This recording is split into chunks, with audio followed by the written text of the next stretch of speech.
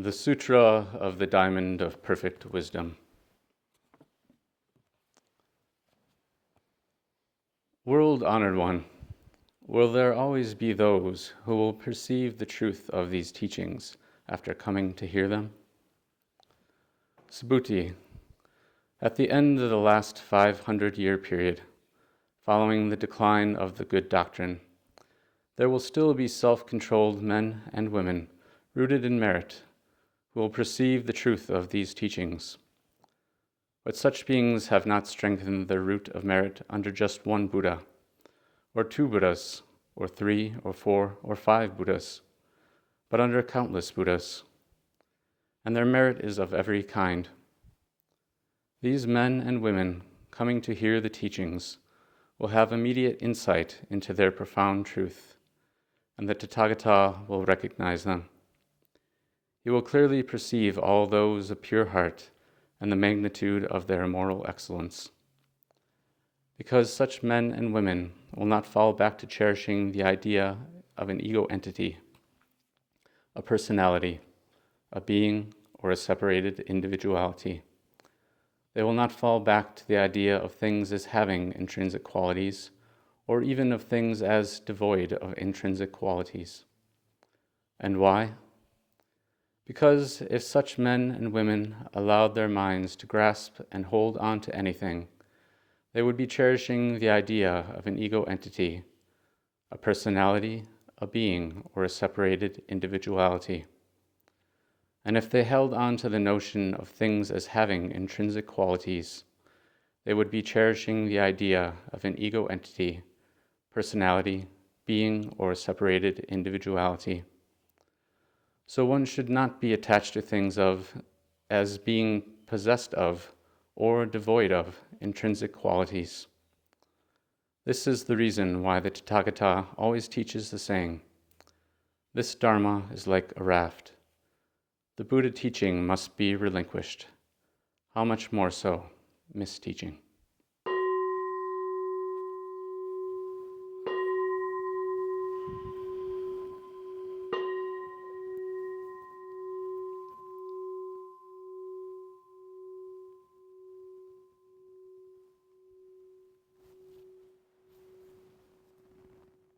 Good afternoon.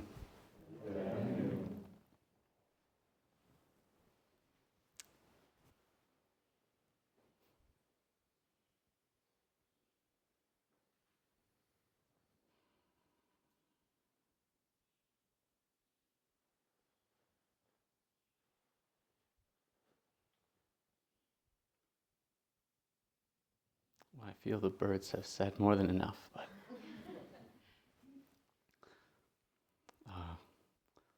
first of all, I'd like to offer my gratitude simply of being here, certainly with all of you, and to my teacher, Shinge Roshi.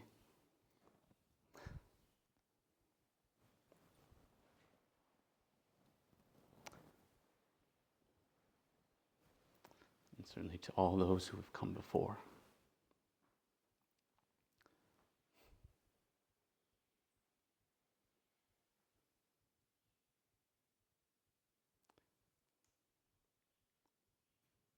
It's kind of funny to find myself generating some form of narrative.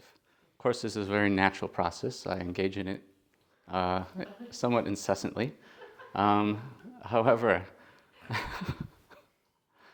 I found myself reflecting on some words that came to mind. And if I was to demarcate any time period, it goes back to the fall of 2021. Here at Bosatsu Zendo, there has been a Dharma study of the residents, shared with Shinge Roshi, of the Diamond Sutra, and been going through the Red Pine translation.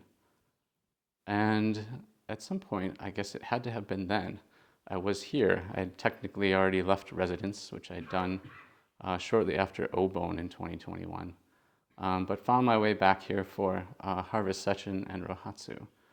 And so during that time, we continued our study of the Diamond Sutra. And what I read to you today was chapter 6. So we don't denote what chapters they are in the Green Sutra book. However, the Diamond Sutra is broken into 32 parts, of which this is the 6th chapter. And in that, there's a commentary offered by Thich Nhat Hanh. And recently, after Roshi asked me if I would offer a talk, I said hi, even if internally it was somewhat reluctantly. But in the process of really reflecting on what I might possibly offer, came some words that are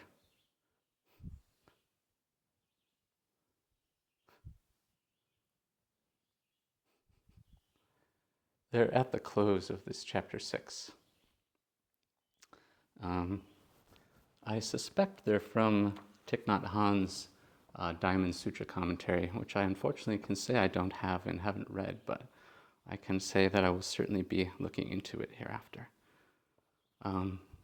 But at the close of that chapter, there's a phrase from Thich Nhat Hanh saying, Thich Nhat Hanh says, "Those of us on the path of Buddhist practice, because we have been practicing looking deeply, might have fewer erroneous views, and our perceptions might be closer to being complete and true, but they are still perceptions."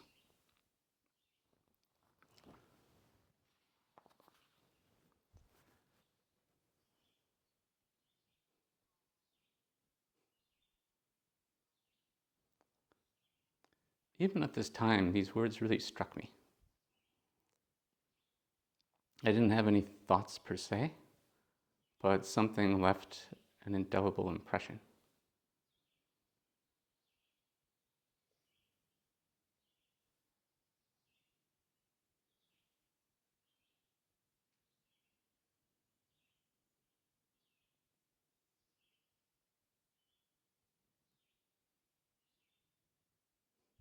It's one of those mysterious things in life. There's things that in some ways we see them at the moment, but we really can't see the full picture. And it's only through the course of time that they start to really emerge and reveal themselves in a more complete form.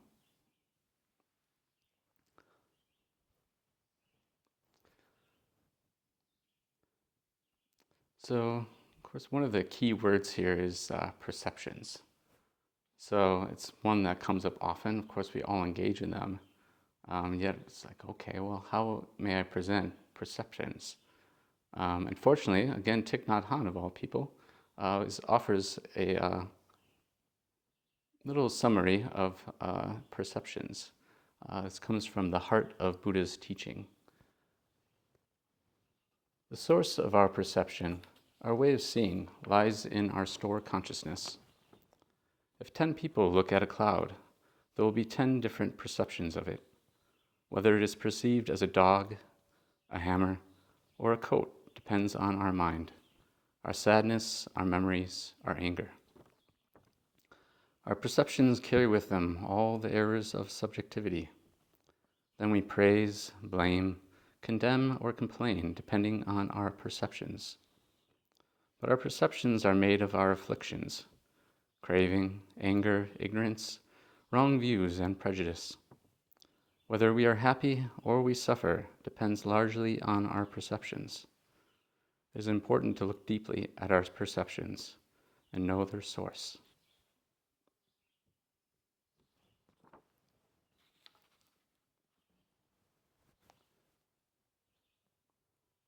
So, following that time here in the fall of 21, I was here for anniversary session last year. That was the first time since 21 and the first time since anniversary last year that I'm here now. But one of the things that we do, perhaps you saw or did not see or have partaken before, but we have a ceremony of atonement. And last year in particular, it's one of the rare occasions going into session that I had a very clear sense of my intention. Certainly in any session, there's often things that come to mind that seem particularly pressing or, calling of my attention. Perhaps you also experienced this, but I can definitely say that going in, I very, very, very clearly knew it was about forgiveness.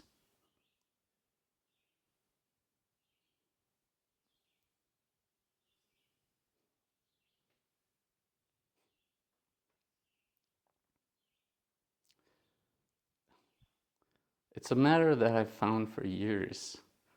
I could only really say that I have a really, really hard time forgiving.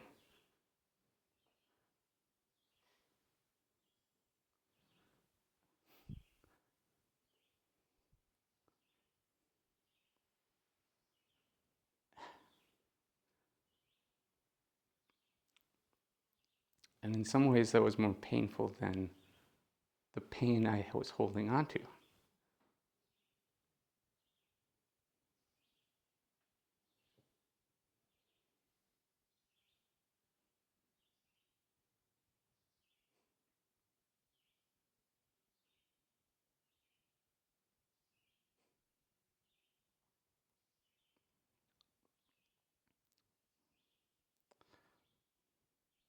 There's this unfortunate thing in which we're not able to either forgive others, or in some ways, for many of us, perhaps all of us, the more difficult thing of forgiving ourselves, that we really limit and constrain ourselves, and our inability to really process, deal, be able to move through, or truly experience that pain, whatever it is that we in some ways can't let go of, it really hinders our ability. There's a way in which, really feeling tethered to whatever experiences, whatever pains they might be. And yeah, really seeing how they can perpetuate and exacerbate. There's this way in which you have an initial event and you're not able to process that experience. And so you find a coping mechanism. And of course, that coping mechanism helps you get through that. But if you don't find an alternative, it itself often needs some other method of which to deal with that. So it can kind of be this endless cycle of things that you use as a means of basically trying to tend to the fact that you experience pain that ultimately you simply don't know how to truly encounter.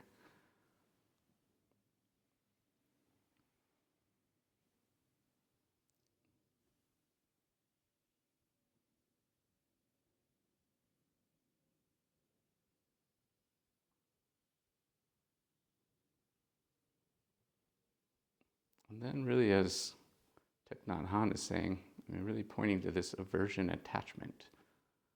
I can say personally, there's certainly pains I would rather not experience, but they're the reality of being in this form and in this life. And also, as Thich Nhat Hanh is pointing out, by virtue of all of the afflictions that we perpetuate, carry, and otherwise haven't really looked deeply into.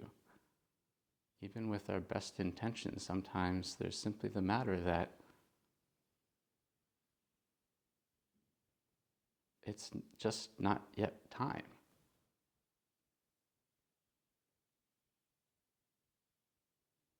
We can't will it, we can't force it.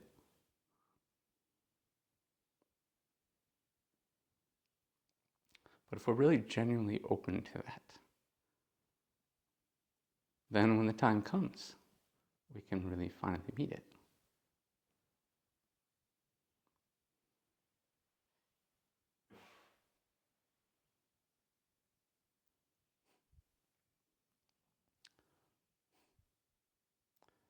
So in this anniversary session, at least in this context, specifically referring to last year, and reflecting on it, really finding that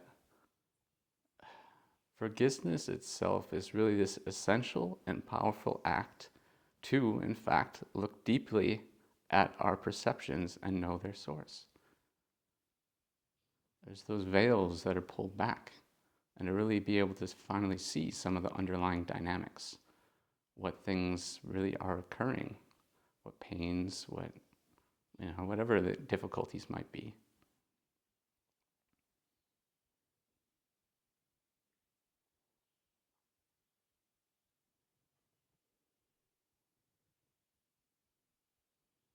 And then there's this other interesting counterpoint in which, in our pains, of course, in our lives, we also have experienced, these joys, these things that, we find satisfying, things that we'd like to have more of.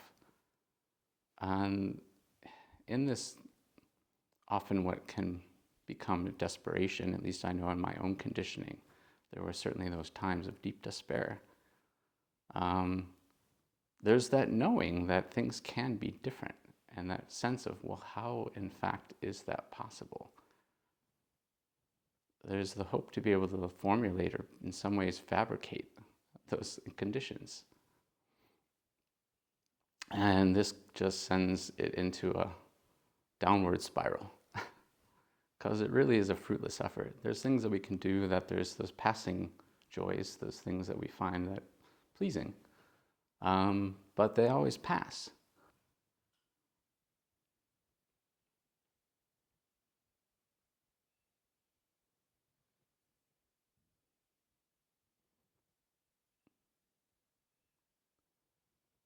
And although we aren't able to see it, I know certainly Roshi and I know certainly others have both acknowledged this and spoken of it, but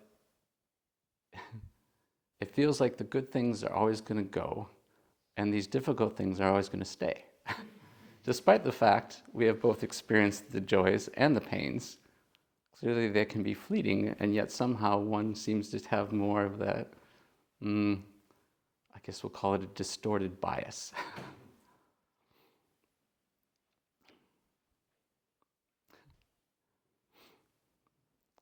So, I guess what it would mean, at least for myself, and having looked more deeply at my perceptions and looking at their source. And so again, Thich Nhat Hanh, in a Dharma talk, it was titled "Subject and Object of Perception Produce Each Other," states, "Subject and object of perception produce each other. They do not manifest separately. Just as the back cannot be without the front, you cannot remove the back without also removing the front. If you are sad about something. There cannot be sadness about nothing. So we see that subject and object inter-are. They have produced each other, and they may manifest at the same time."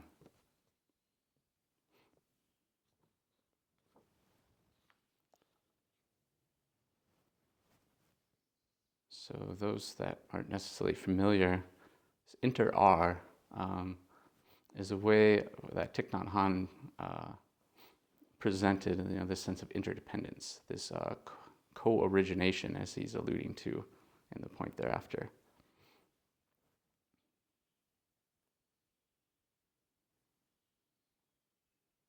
But I guess I years ago found myself having the thought, and it still seems to percolate and come to mind from time to time, is this distinction without separation.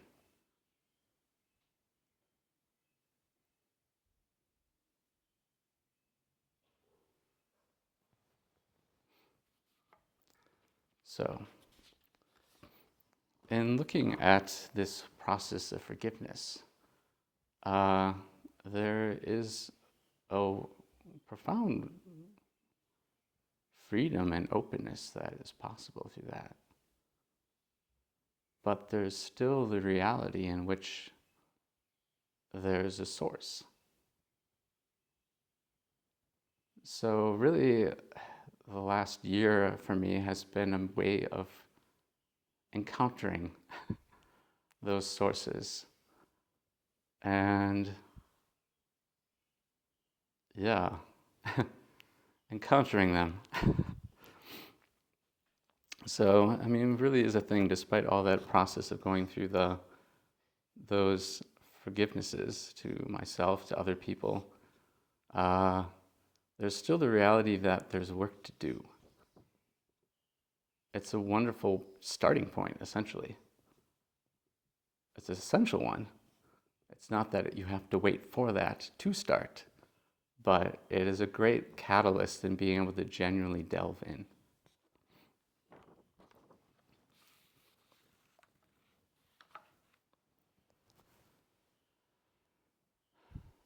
So, just a little overview of some elements of that, my personal afflictions.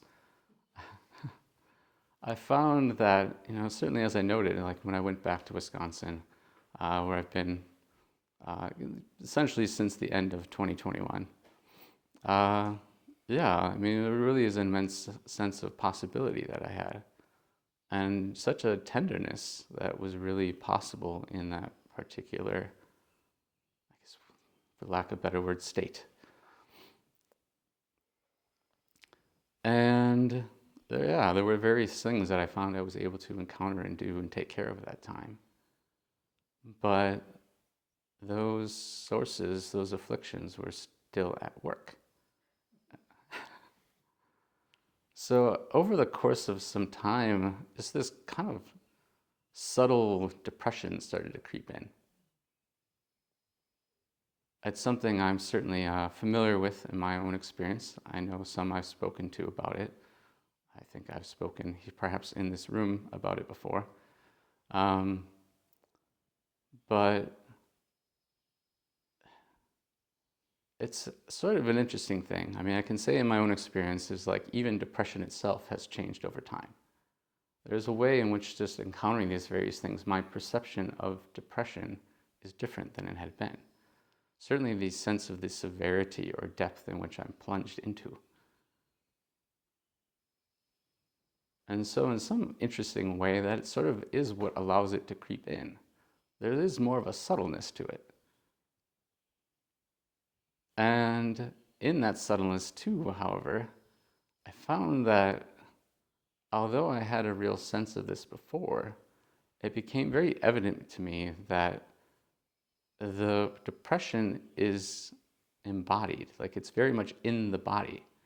There's a way in which our own physiology, like this, these genetic programs, kind of are playing themselves through.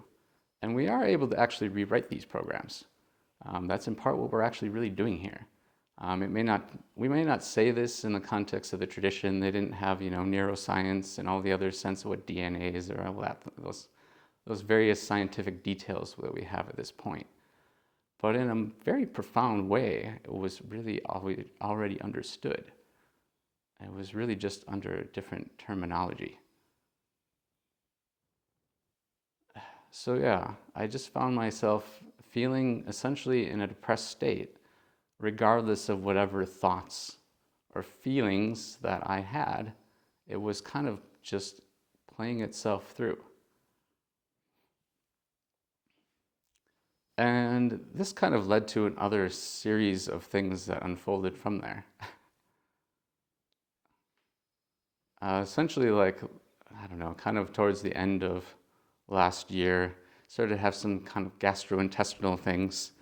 And then this all led to, while I was at work in early March, essentially injured my back. So it's one of those things like just trying to move something out of the way, and just that little extra nudge. And then extra nudge, there was a pop in between two of my vertebrae. And there was some discomfort. It wasn't by any means paralyzing, but it was certainly limiting. I was out doing a delivery. I've been doing cabinet making. And so we had to clear a path through a garage. And after this event and doing a little stretching, continued to do the delivery. And in some ways, that itself wasn't the worst thing. I sort of found kind of the analogy of this, that was just kind of the crack in the bow. It wasn't until the following week where in my own internal machinations, these afflictions, I found myself, I don't know, there was just something kind of churning through. And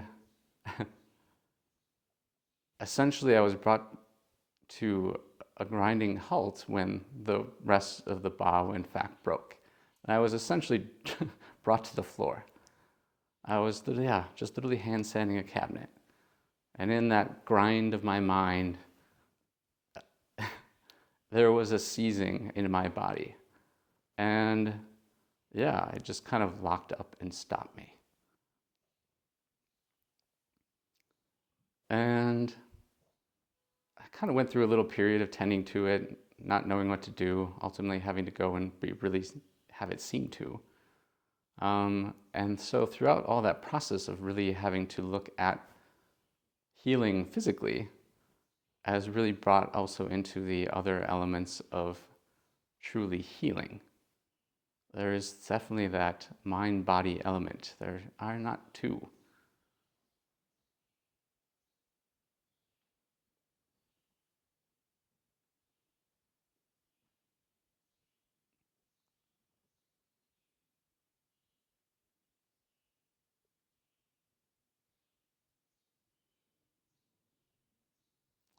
So through that process, I was first seeing a doctor and starting some PT. And through a friend of mine, he recommended a holistic chiropractor. So I went and saw her. Partly, I've never been to a chiropractor before. I just heard about these bone crackers and everything, and it's like, yeah, it's okay. I wasn't interested. But partly coming from my friend, and yeah, having those similar alignments in what we value, and like she really is. She's really very wonderful, and takes a very holistic human approach to it. It's just not that element of like cracking your bones. It's really kind of looking into like the underworkings of it. Again, going back to the sciences, all these ways in which they know of how the spine relates to the electrical communication to other parts of the body. And the lower back, it both relates to the gastrointestinal, as evidenced by what was happening for me previously, and it's also strongly linked to this fight or flight. So she went through and did a scan, and that was ultimately like the analysis. She said, well, you're stuck in a fight or flight state. And in some ways, I could only just smile. It's like, oh, okay. I wouldn't have necessarily put it in that terminology, but it sort of brought some further clarification of so much of my life preceding. And it didn't define all moments, and at the same time as Thich Nhat Hanh was talking about afflictions, it certainly shaped them.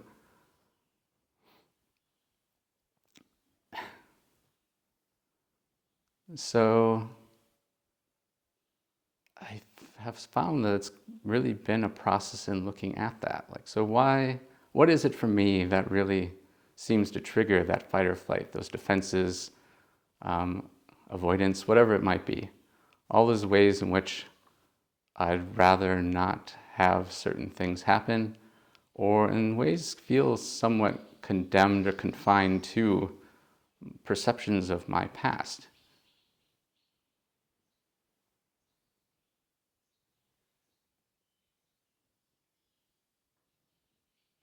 And some of this has become clear more recently. I mean, I'll have to say, there was ways in which it was still very clear to me. As I was noting, it was like being very clear that this whole process of like depression otherwise was like, it was in my body. Like in some ways I was able to be more passive and yet active in my observation. I didn't necessarily have to engage in all of it. And yet at the same time, there were points of like, it's really hard to be clear. I mean, physically, it was just like, I don't know if fog quite describes it.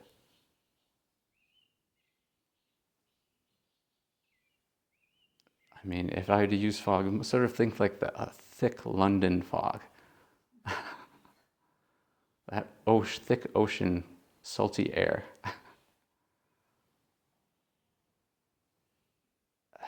Yeah.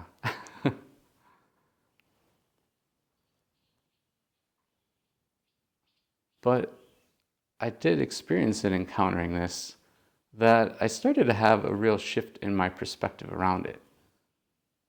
And it kind of came about naturally, and then through conversation with a dear Dharma sister, started to feel this sense of gratitude for this fight or flight. And in some ways, I really can't quite explain it. I mean, if I were to look at it in just a having somewhat of a scientific background, this evolutionary approach to it, that it is a process of survival. All of our ancestors, before there was, in this world, the Dharma was acknowledged as Dharma. Our ancestors were able to survive and continue in part because of these processes. And there's ways too in which there really are aids. They heighten our awareness. We don't have to be confined to the various reactivities that we shape over time, or in some ways can be modeled for us, or just through our conditioning that comes about by being in this body. Before, even this element in which we experience this lifetime, there's parts of these afflictions that are already, the seeds are in place. Thich Nhat Hanh was talking about this store consciousness. Well, those dharmas, karmic seeds are still in place. They're just ready for, good watering. So they get their nutrients, their water, and they're able to manifest.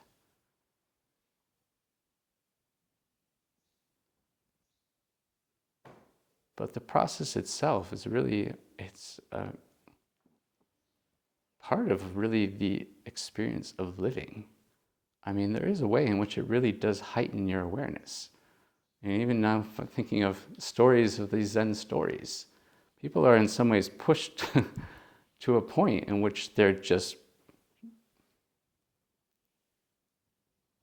shaken to their most fundamental fears. And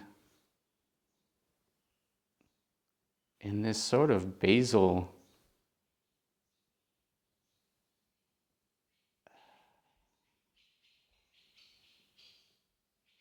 drive to live, they find that they are truly alive.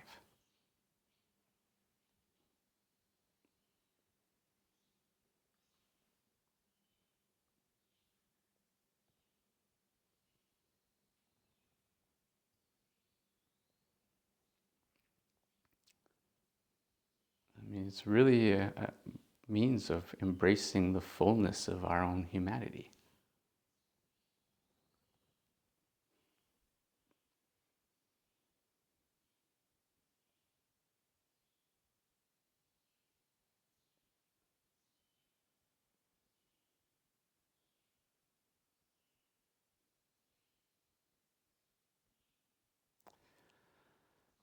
So kind of coming back to, it's just what, kind of more of what kind of underlies this, these afflictions for me. And I was talking to another wonderful Sangha member, and she talked about some of her own experience with me, which came to a point in her own life where was having some physical difficulties, and ended up doing yoga and doing various things to just kind of take care. And the word that she used was a rigidity. And I feel it's a very apt description. As I was saying earlier, in regards to this way in which, these pains, frustrations, afflictions, the events of our lives in which we have difficulty forgiving, they do form a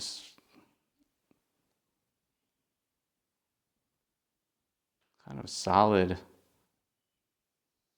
boundaries, limitations. There's certain ways in which we can't get under or over or around them.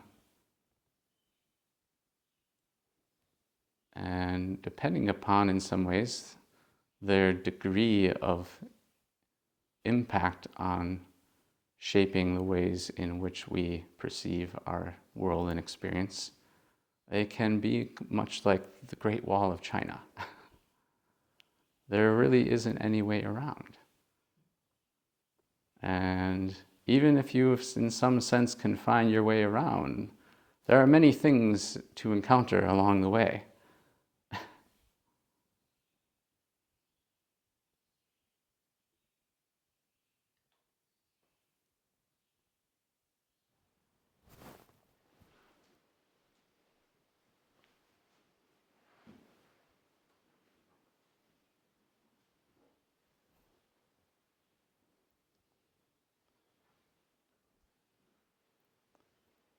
So another thing this Sangha member spoke of, and in some ways, sort of pointed out, in how this difficulty, this physical experience, is really a catalyst for the ability to really transform, to open up to new possibilities.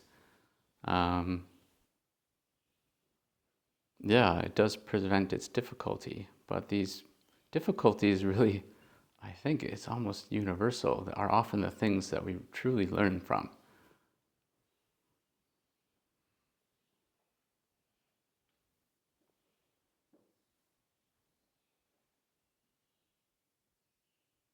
There's nothing wrong with enjoying the other things that we find desirable, or just in a very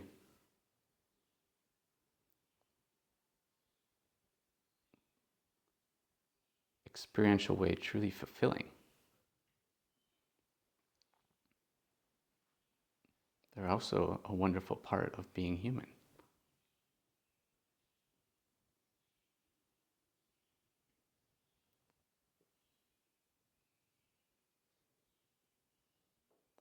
It's often those things that we can really find inspiration through to really encounter our difficulties.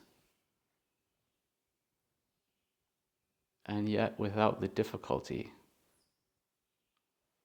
we may not find the opportunity to really call upon or draw from those fulfilling experiences.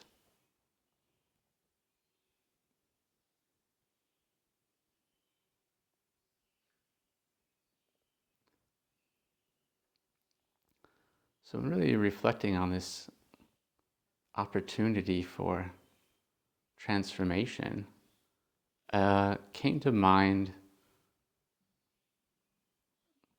I clearly have a karmic connection to some dogs in my life. I know the last talk I gave, I'd spoken of the one I grew up with, German Shepherd Sonja, who I have, a rather profound connection to. But also a dog that came later on, Mocha. She was a golden retriever, not one of the ones that you'd term golden, but like auburn color golden retriever. And one of the most gentle spirits you could imagine encountering. Like, there was never, ever, ever a hint of any anger from her, not even a remote hint. But we, as a family, I guess we didn't get her till I was a senior in high school. She was already 4 at the time. It was just one of those things where people couldn't keep her, so where they were going, she wasn't permitted. But it was ultimately a blessing for our family. I mean, she became a family member, and we could only say through our experience with her that we have this notion she was raised by cats. Just even in certain ways in which she clean herself and stuff like that. Or the fact that when you come home, you might not see her for a half hour. Typically with a dog, if nothing else, they're so happy to see you, and please let me go to the bathroom. But she would kind of wander out. And later on in life, I was trying to think when it would be, probably somewhere around the point that she was maybe 12 years old. She had some seizures. And of course, the first one was a pretty impactful experience. I wasn't present at the time, but my parents were at home, and they let her out at night, and she didn't come back. So of course there was concern, and ultimately they received a call from the police because she'd wandered out to one of the main roads where they found her having a seizure. So of course, ultimately got her to the vet, taken care of. But there's that whole process of then trying to figure out the medication.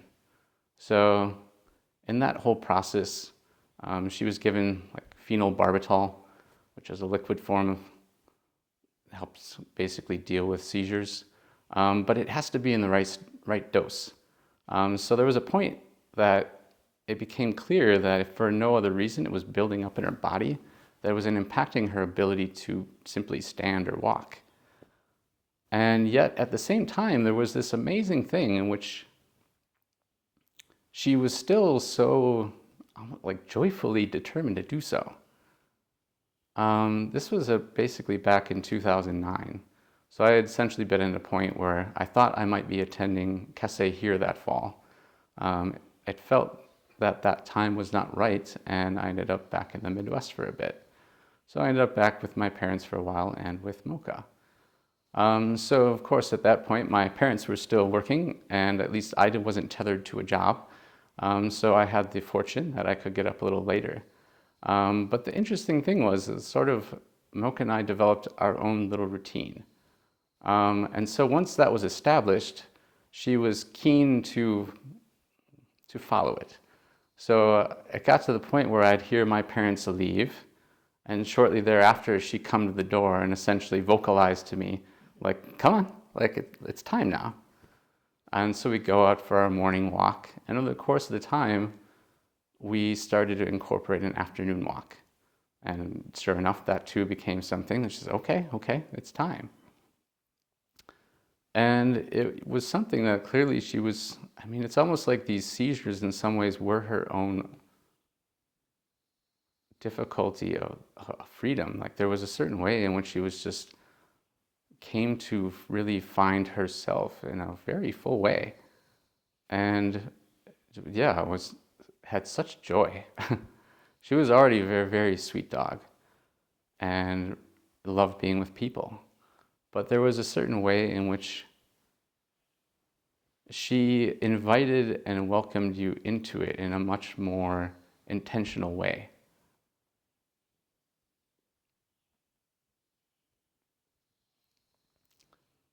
So ultimately, that was not too long before she would pass. It was basically around the time that I ended up back in Syracuse.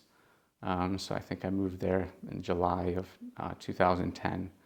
And essentially Mocha passed in February of 2010. So my parents notified me. And, you know, certainly I talked to Shinge Roshi at that time. And she encouraged me, as I'm sure she's encouraged others, to chant the Heart Sutra. And brought my attention too to this way in which, in not being within that particular form, that we could encounter one another. So she encouraged me to speak to Mocha. So I had gone into the Zendo at Hoenji, and before chanting the Heart Sutra, I called out, Mocha. And I can only describe it as in this beyond form way that she tilted her head as dogs are prone to do. And that way in both a curiosity and, yeah, it comes, I sort of found myself thinking of like through each individual dog, that head nod can have slightly different connotations and slightly different contexts, depending upon both the dog and the context for a particular dog. And there was a way in which it just felt almost for her as, at least my perception was that, almost like a surprise. And at the same time, like a welcome one.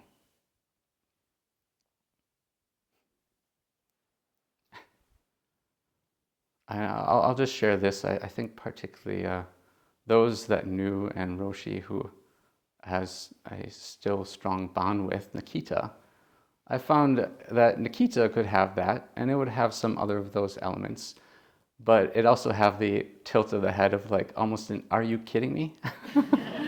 Really?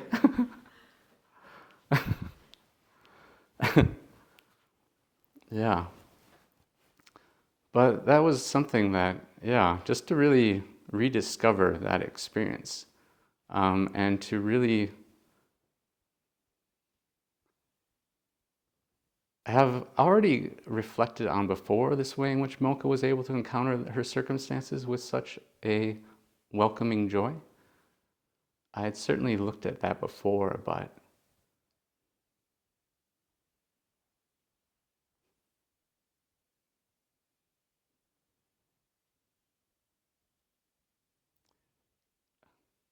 I feel, at least in some way, am able to truly understand. Perhaps not completely, but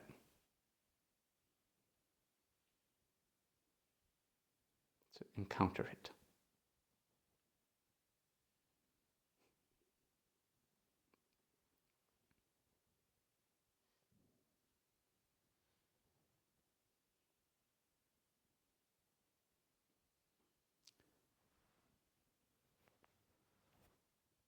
So, in looking at some of these afflictions for myself, what perhaps are some of these imposed limitations? And it's something that I've encountered for a long time. And certainly something I can only say is like, I'm an emotional person. There's no ifs, ands, or buts about it. I mean, of course, as human beings, we experience emotions. And yet there's those we tend to refer to as emotional. I can only assume, perhaps I know that there are those that love me that have acknowledged this, and perhaps some of you have been tactful in not addressing me directly in regards to it, but yeah, it's something that has really shaped the perceptions, experiences of my life. It's definitely one of my challenges in really this process of maturation.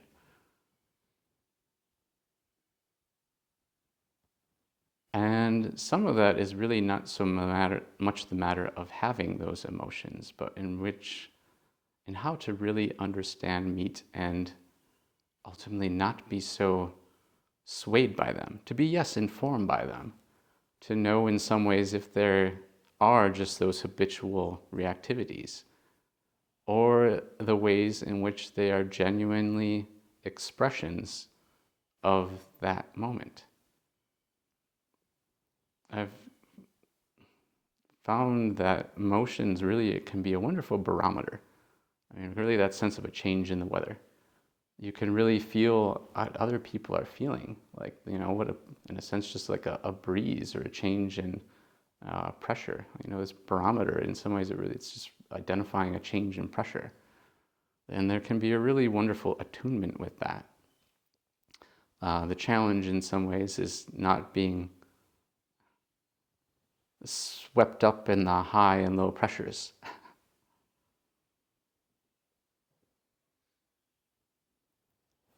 And another aspect of these emotions is the way in which I can say is really the emotional core of these karmic seeds. In some ways, it's almost like for many of these seeds, the emotions themselves are like the water and nutrition for them. They really help the emotions themselves help them manifest. As Thich Nhat Hanh was saying, this way in which they, co-rise.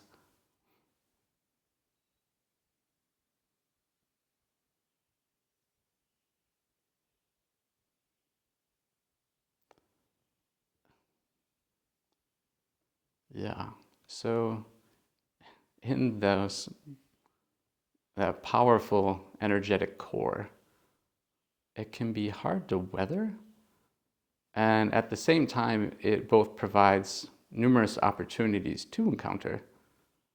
At the same time, there is that energy.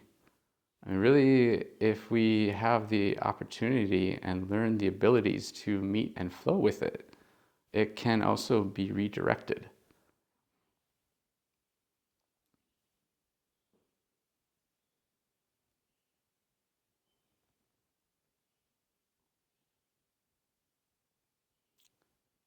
And the emotions themselves, I feel in some way are also really a linked to or intertwined with this fight or flight.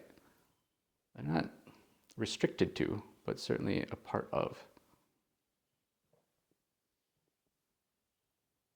And as I was noting before, like that way in which our fight or flight can really bring our attention, so too is this way as our emotions.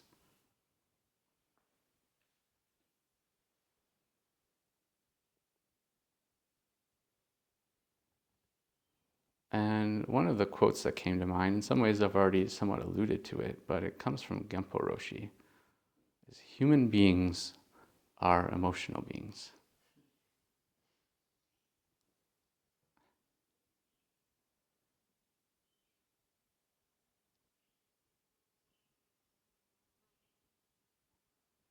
And for myself, I found both great consolation in this, inspiration, and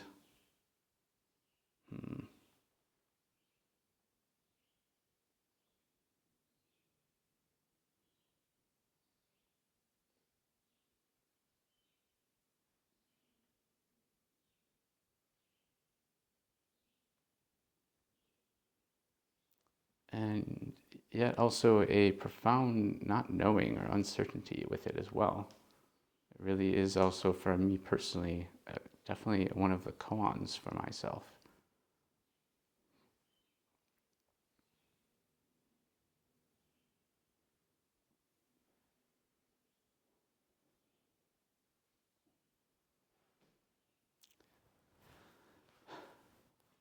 So in this process of this investigation, I'm just coming back to the quote that I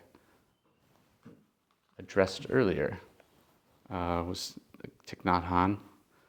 Those of us on the path of Buddhist practice, because we have been practicing looking deeply, might have fewer erroneous views, and our perceptions might be closer to being complete and true, but they are still perceptions.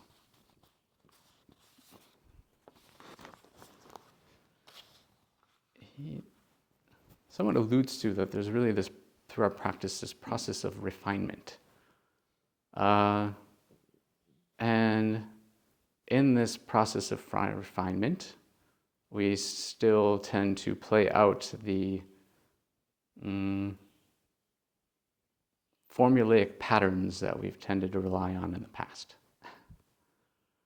So one of the things that I've personally found very interesting is, you can have this, in some sense, at least personally, it's a degree of insight into perhaps just, these that unites all of us, these things beyond us, at the same time very specific to us.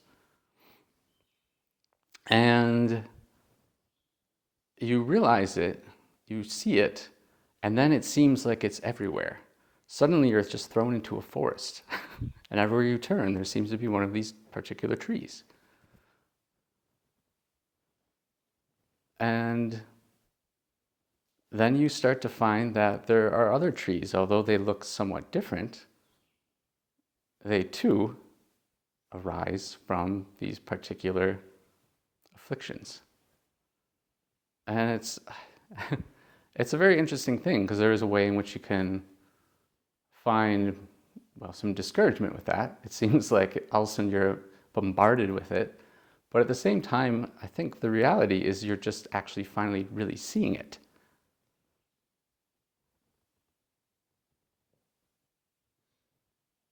It can really feel as though they're asserting themselves. And in some dynamic way, I think there is like almost the underlying self-protective element in which, guess what? Those seeds will fruit more seeds. But at least at that point, we can also see the dynamics at play.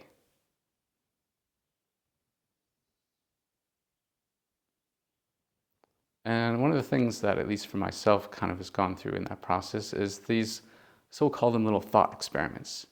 There is that way in which encountering, there can be an inspiration in that. and the wish and hope for the ways in which things can be different. And so you can play through various scenarios in your mind of how your future patterns, behaviors, interactions can be different. And this is both a wonderful thing and, at least for myself, oftentimes the difficulty in not really knowing what entirely was at play, that they still play themselves out. So what other inspiration I have, those inspirations can also serve as a measure by which to see that I'm not achieving them. Fortunately, I found over time this overall process has kind of been playing itself out. It sort of was one of those ways in which it both still occurs, as at the same time just kind of seemed to like run its course, at least to some extent. It arises, but it fortunately doesn't seem to occur as frequently. At least that's one of the beauties as we go on in the practice, that in some ways, whatever past experiences we have, what other things that we kind of lean on, or crutches that we grab hold of along the way, that they sort of have a way of either in some ways being stripped from us or we find that whatever it was that we needed to heal from heals, and we can set that crutch down.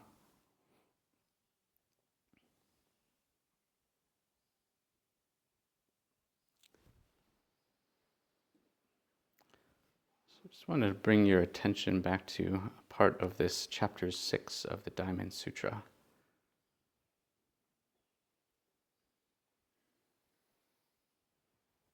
He, being the Tathagata, will clearly perceive all those of pure heart and the magnitude of their moral excellence, because such men and women will not fall back to cherishing the idea of an ego entity, a personality, a being, or a separated individuality. They will not fall back to the idea of things as having intrinsic qualities, or even of things as devoid of intrinsic qualities. And this little bit there about the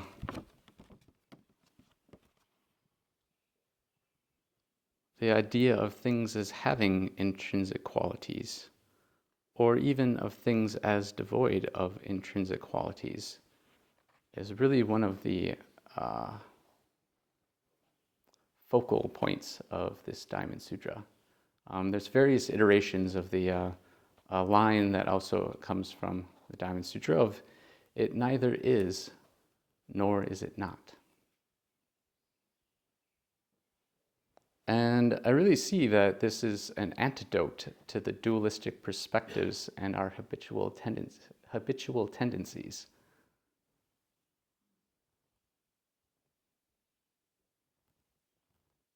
It's an antidote, and yet it's one that we have to continue to administer.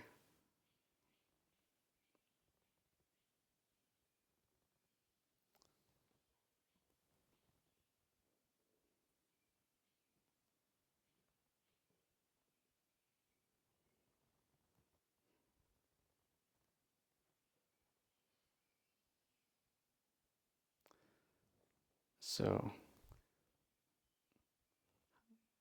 reflecting, at least for myself, and how some of these things can play through. This very line, it neither is nor is it not,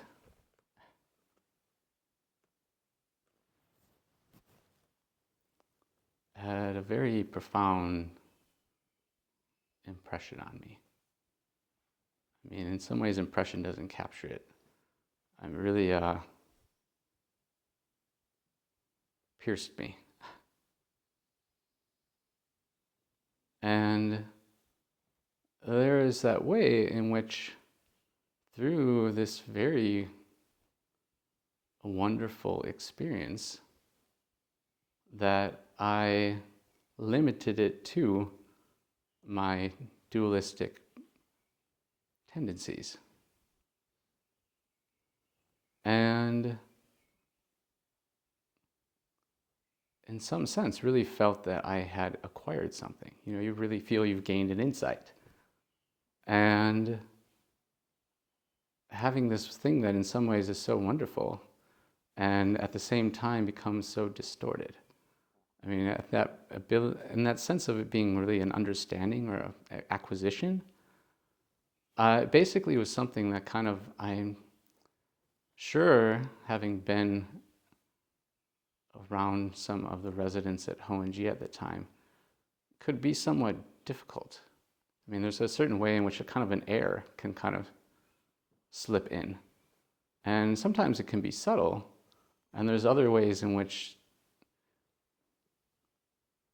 it doesn't even have to be the sense that there's a superiority to, just simply the fact of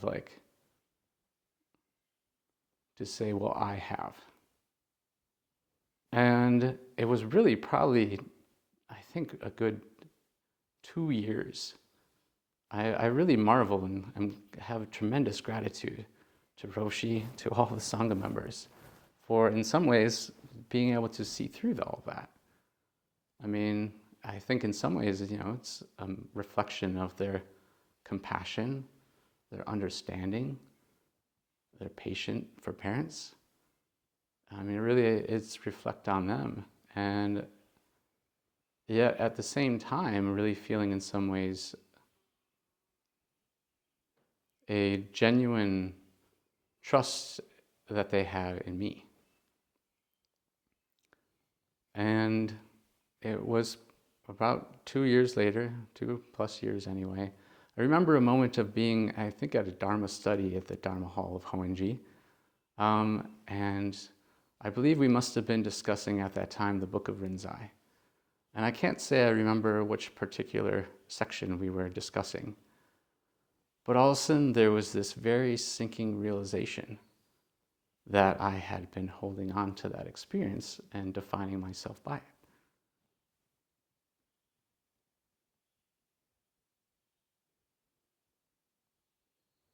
And those ways in which using that to also define and limit others. And in this sense of profound gratitude for having been provided the space to come to that realization, that I can't not say that it doesn't mean I have never since, nor never will have some sense of acquisition. There is in some ways a very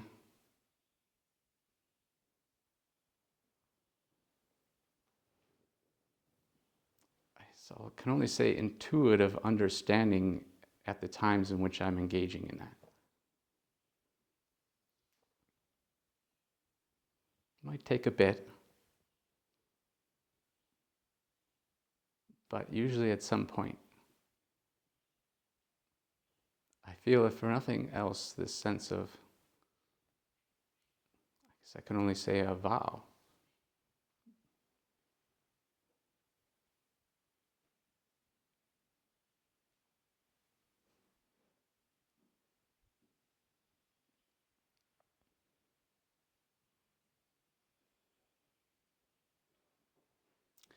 And it's really hard to fulfill that vow if I see myself either separate from or above anyone else.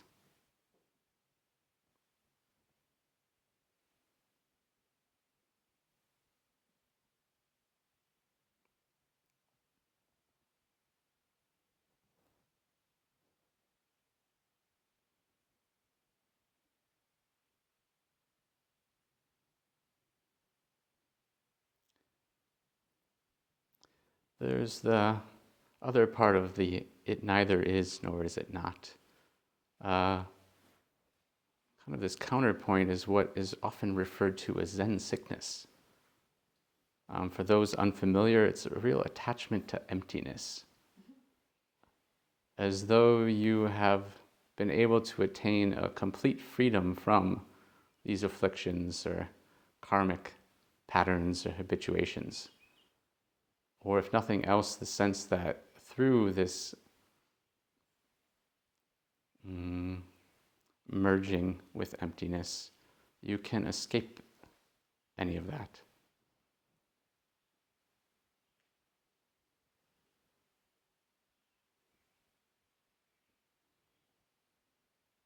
I've, at least for myself, found that this is an interesting one.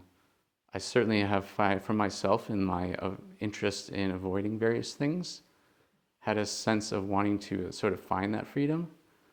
But at least personally, have sort of found that, I don't know, almost an impossibility to do so. I can't help but feel that life itself seems to always call forth and call me forth. And I might not be always very skillful in meeting that being called forth, but alas, I don't seem to be able to find that elusive escape hatch.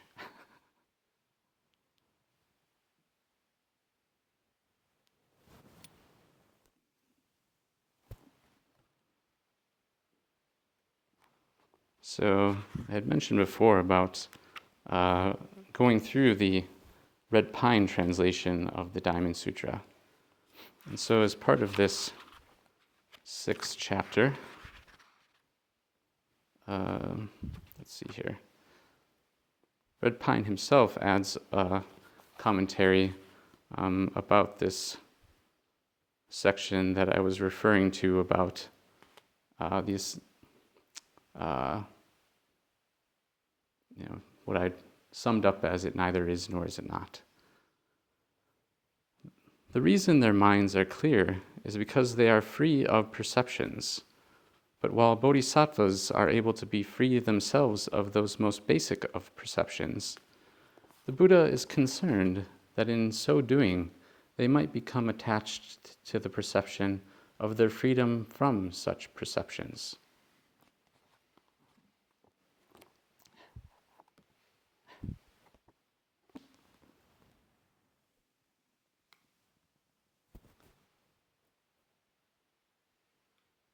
So, how do we move forward? I find that in some ways I was already speaking in regards to this. In regards to this support and trust I receive from the Sangha in my adherence to this particular experience that I had. And I know Shinge Roshi has used this term before, but helped bring it back to my attention of mutual reciprocity. And there's been a wonderful thing in coming back to DBC at this particular time. As I mentioned, there have been some difficulties that I've been experiencing over the course of the last year, particularly the last 6 months. And yet arriving at DBZ, I mean, one of the first, I guess we'll call real welcome home, was yes, the Sangha members. Yes, just the drive here, coming back to this wonderful mountain. And yet, the act of stepping into the Genkan and the particular smell of that space really brought to mind this way in which there's this relationship between body and mind, and to put it in a perspective of somehow separate place or space. That simply by virtue of stepping into this space, there's various things that have come forth for me. I didn't have to try to recall them or engage them. This very space is supporting me in that. There are sort of these Dharma protecting deities that really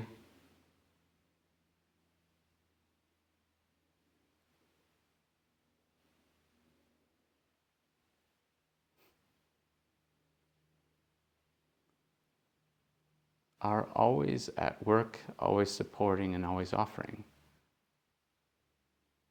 And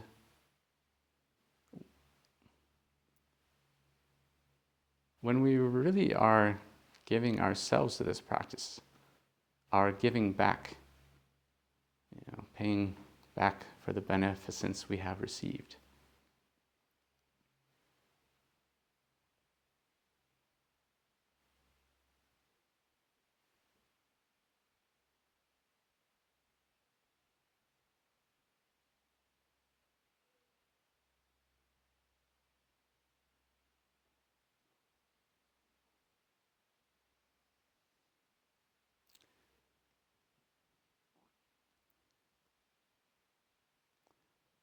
So I'd also like to just take a moment to thank all of you for your reciprocity.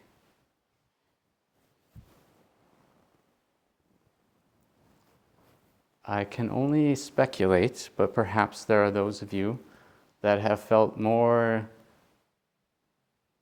confined to your own hell realm.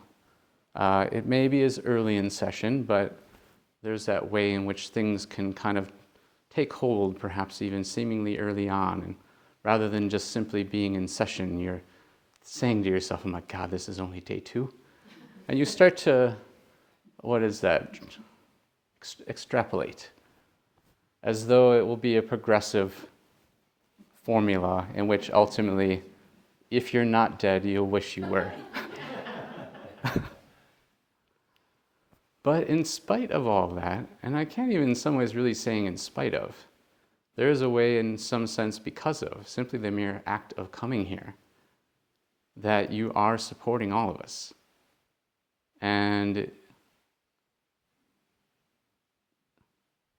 through your sincerity and simply your presence, it is this mutual reciprocity.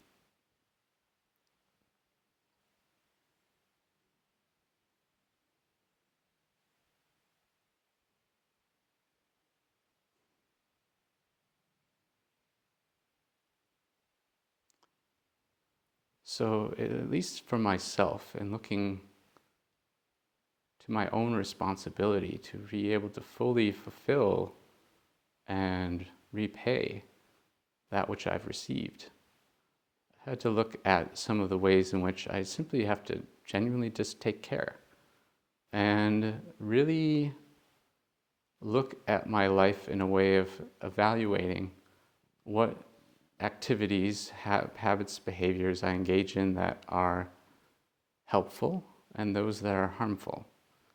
And not simply in terms of my interactions or the ways in which I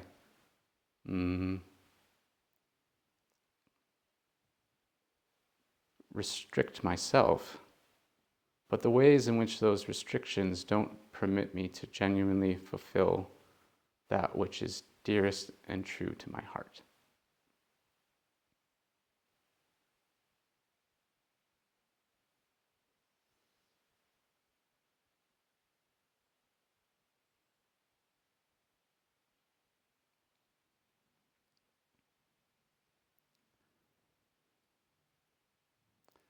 It's only from this truth of what really calls to us.